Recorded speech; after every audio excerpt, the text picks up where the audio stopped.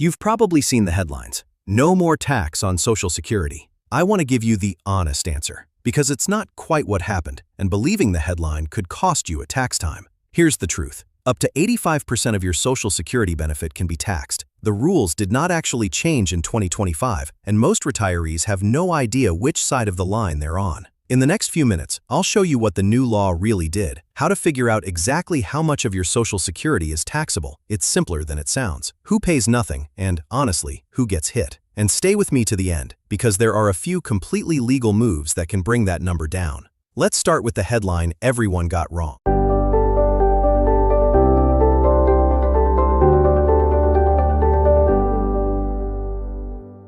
In 2025, a big tax law came through. You may have heard it called the One Big Beautiful Bill, and a lot of people walked away thinking Congress had just made Social Security tax-free. I get why, that's how it was sold. But here's the reality. The law did not repeal the tax on Social Security. What it actually did was create a new, temporary $6,000 deduction for people 65 and older, $12,000 for a couple. That deduction can lower your overall tax bill, and I broke it down in detail in my last video. But it is a deduction, not a switch that turns the tax off. The way Social Security itself is taxed, that didn't change at all. So let's talk about how it actually works, because once you see it, you can plan around it. At the federal level, anywhere from none of your Social Security to 85% of it can be subject to tax. Not 85% in tax, 85% of the benefit counted as taxable income. And here's a piece of good news most people don't know. No matter how high your income is, no more than 85% of your benefit ever counts as taxable income. So at least 15% of it always stays off the table.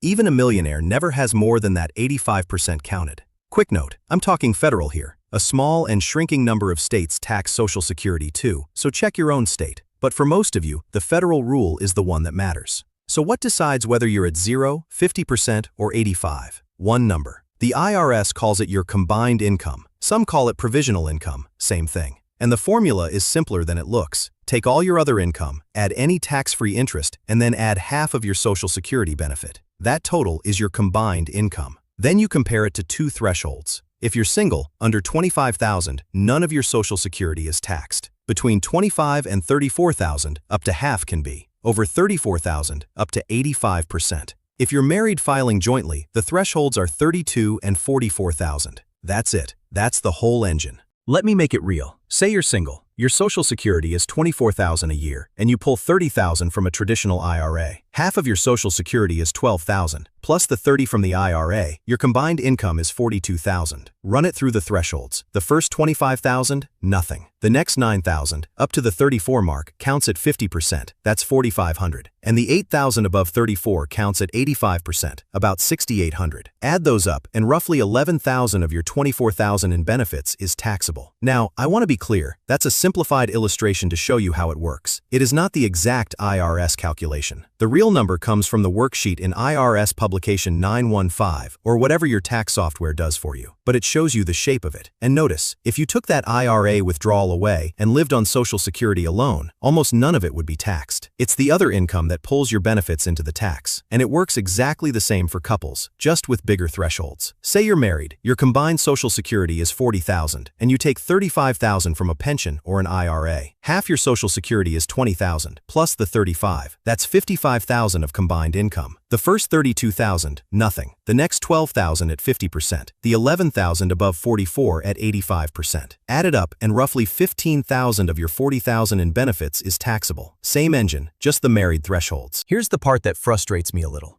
Those thresholds, 25, 32, 34, 44,000, have not been adjusted since the 1980s and 90s. They're frozen. Everything else rises with inflation. Your benefit, your withdrawals, the cost of a gallon of milk. But the lines that decide your tax don't move. So every year, more and more middle-income retirees quietly cross over and start paying tax on benefits that used to be tax-free. It's not a new law doing that. It's the old one standing still. Now let me tell you who actually needs to worry about this, because I'd rather you know the truth than stress over nothing.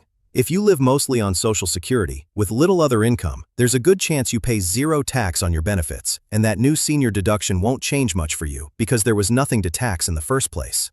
The people hit hardest are in the middle, enough income from a pension or IRA to cross those thresholds, but not wealthy. And if you're a high earner, you're simply at the 85% cap, though remember, 15% is still yours, free. Know which group you're in before you plan, not after. Now here's one almost no one sees coming, and I want you to hear it before it ever matters. When one spouse passes away, the survivor usually has to start filing as single the very next year. And remember those thresholds. For a single filer, they kick in way lower, at $25,000 and $34,000 instead of $32,000 and $44,000. So the survivor often has less income. They keep the larger Social Security check, but lose the smaller one, and yet more of it ends up taxable, because now they're measured against the single thresholds. Their standard deduction roughly halves on top of that.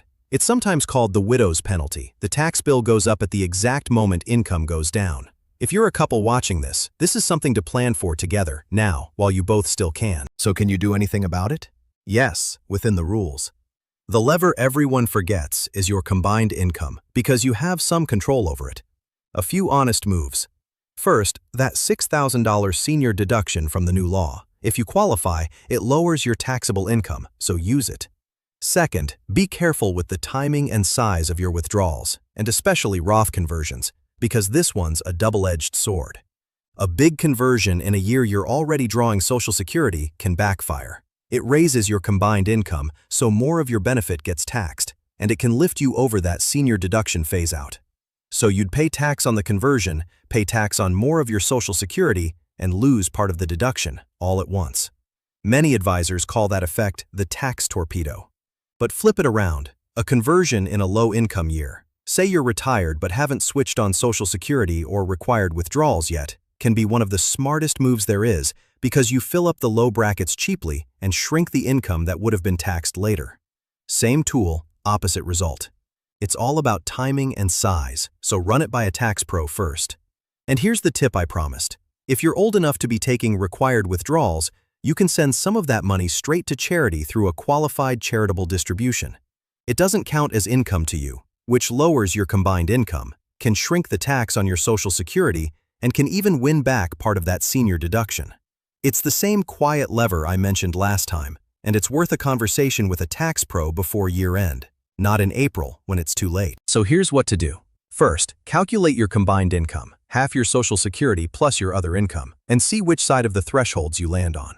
Second, if someone prepares your taxes, ask them point blank how much of your Social Security is taxable this year and whether the senior deduction was applied. And third, if you're near a threshold, look at your withdrawals and charitable giving before December 31st. To make it easy, I put together a free one-page checklist, the Social Security tax thresholds, the combined income formula, and the moves that lower it, all on one page.